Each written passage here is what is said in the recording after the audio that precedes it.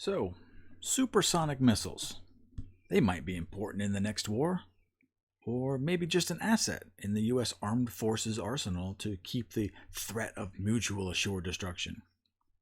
In any case, other countries have these weapons, and what makes them so unique and powerful is that they can travel faster than standard missiles, such as a U.S. Tomahawk cruise missile.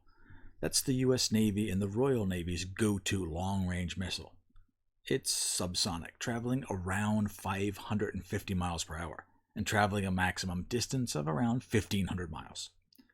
A hypersonic missile travels at speeds of Mach 5 or higher. That's 5 times faster than the speed of sound, 3,836 miles per hour, which is around 1 mile per second. Some missiles, such as Russia's KH-47M2 Kinzhal air-launched ballistic missile, are allegedly capable of reaching Mach 10. That's 7,672 miles per hour and go up to distances of 1,200 miles. This is all according to DefenseIQ.com. I'll link that below. So now that we know a little more about these and why they might be important, the U.S. Armed Forces should definitely get some. Well, good news. They just had a test of a hypersonic missile system the other day in Hawaii, and it went perfectly. No problems at all. Just kidding. It was an abysmal failure. So the Department of Defense offered few details on what happened, stating only that, quote, an anomaly occurred following ignition of the test asset. While the department was unable to collect on the entirety of the planned flight profile, the information gathered from this event will likely provide vital insights, Pentagon spokesman Navy Lieutenant Commander Tim Gorman was quoted as saying by the news agency. So summary, they launched, it failed. They aren't releasing many details, obviously, but I am speculating that it failed so quickly that they could even gather the entirety of the data. The other possibility is that it failed later, and they were incompetent in gathering the data, which is actually worse, and 2 separate failures, so I was being kind. The botched test was part of the Conventional Prompt Strike CPS program, under which Lockheed Martin is trying to develop weapons capable of flying at speeds of Mach 5 and above for the use of submarines and surface ships. So Lockheed Martin is just trying to develop at this point. So, okay, we'll leave that as it is.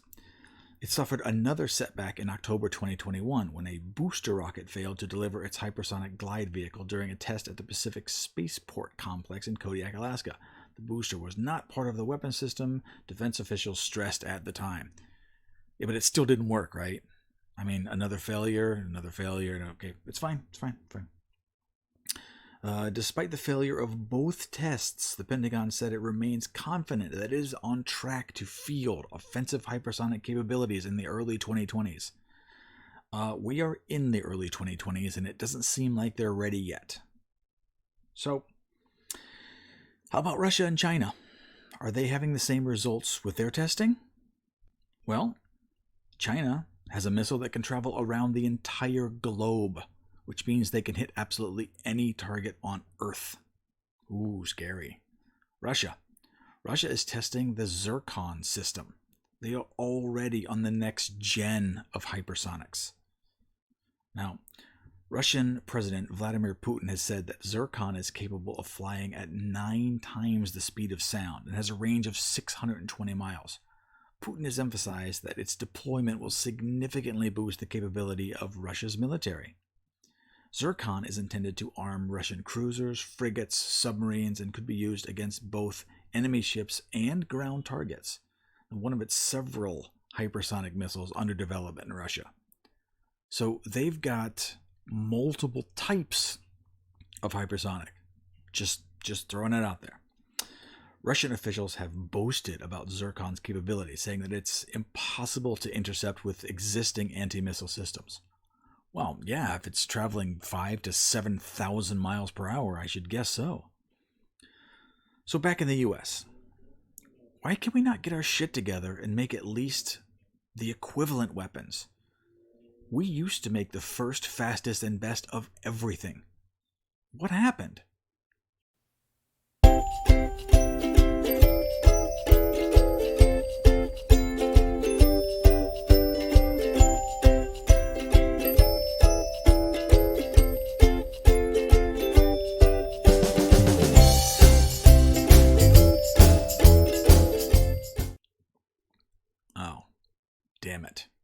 I get it now.